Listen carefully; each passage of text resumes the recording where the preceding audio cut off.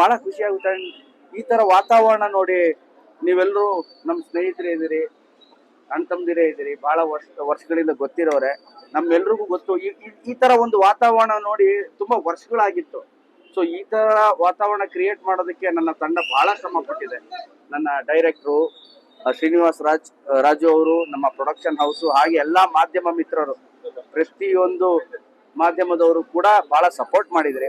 ಅದ್ರ ಜೊತೆಯಲ್ಲಿ ಸಿನಿಮಾ ಚೆನ್ನಾಗಿದೆ ಅಂತ ಹೇಳಿದಾಗ ನಾವು ಪಟ್ಟಂತಹ ಒಂದು ಶ್ರಮ ಕಷ್ಟ ಅಲ್ಲ, ಅದು ಶ್ರಮ. ನಿಮ್ಮನ್ನೆಲ್ಲ ರಂಜಿಸೋದಕ್ಕೆ ಮಾಡಿದಂತಹ ಒಂದು ಶ್ರಮ ಡೇ 1 ಇಂದ ಹಿಡಿದು ರಿಲೀಸ್ ವರ್ಗೂ ನಮ್ದು. ರಿಲೀಸ್ ಆದ್ಮೇಲೆ ಪ್ರೇಕ್ಷಕ ಮಹಾಪ್ರಭುದು. ಇವತ್ತು ನಮ್ಮ ಕನ್ನಡ ನಾಡಿನ ಜನತೆ ಬಹಳ ಪ್ರೀತಿಯಿಂದ ಬರ್ಮಾಡ್ಕೊಂಡಿದ್ದಾರೆ. ಅಂಡ್ 1.5 ವರ್ಷದ ಒಂದು ಏನು ಸಿನಿಮಾದ ಪ್ರೀತಿಯಿಂದ ಮಾಡಿದ್ವು, ಆ ಪ್ರೀತಿ ಪ್ರೇಕ್ಷಕರ ಕಣ್ಣಲ್ಲಿ ನೋಡಿ ನಮ್ಮೆಲ್ರಿಗೂ ಬಹಳ ಖುಷಿಯಾಗಿದೆ. ಸುಮಾರು ಪ್ರೆಸ್ ಮೀಟ್ ಮಾಡಿದ್ವಿ, ಎಲ್ಲೂ ಹೇಳಿರ್ಲಿಲ್ಲ. ಸಿನಿಮಾ ನೋಡಿದ್ಮೇಲೆ ಹೇಳೋಣ ಅಂತಿದ್ದೆ. ನಾನು ಮಾಡಿರೋಂಥ ಈ ಕೃಷ್ಣನ ಪಾತ್ರ ನೀವು ಮೊದಲನೇ ಸೀನ್ ಇಂದ ಹಿಡಿದು ಕ್ಲೈಮ್ಯಾಕ್ಸ್ ವರ್ಗು ನೋಡಿ, ಅವ್ನು ಲವಲವಿಕೆ ಅಂತಾನೆ ಇರ್ತಾನೆ.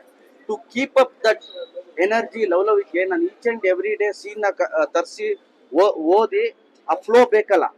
ಈಗ ಪ್ರೀತಿ ಆಯ್ತು ಇಲ್ಲ ಬ್ರೇಕಪ್ ಆಯ್ತು ಸೆಕೆಂಡ್ರಿ, ಒಂದು ಫ್ಲೋ ಅಲ್ಲಿ ಹೋಗ್ಬೇಕಲ್ಲ. ಈ ಕೃಷ್ಣನ್ ಪಾತ್ರ ಪ್ರತಿ ಸೀನಲ್ಲೂ ಒಂದು ಲವ್ ಅಲ್ಲಿ ಇರ್ತಾನೆ. ಸೊ ಅದನ್ನ ಕೀಪ್ ಅಪ್ ಮಾಡೋದಕ್ಕೆ ನನ್ನ ಟೀಮ್, ನನ್ನ ಪರ್ಸನಲ್ ಟೀಮ್ ತುಂಬಾನೇ ಹೆಲ್ಪ್ ಮಾಡ್ತು. ಅಂದ್ರೆ ನನ್ನ ಕೋ ಡೈರೆಕ್ಟರ್, ನನ್ನ ಸ್ಟಾಫ್ ಪ್ರತಿ ಸಲ ಬಂದು ನಾಳೆಯ ಸೀನ್ ನ ನಾನು ಈಸ್ಕೊಂಡ್ಬಿಟ್ಟು ನಾನು ಡೈರೆಕ್ಟರ್ ಎಲ್ಲ ಕೂತ್ಕೊಂಡು ಅಲ್ಲೇ ಮಾತಾಡ್ತಿದ್ದೆ.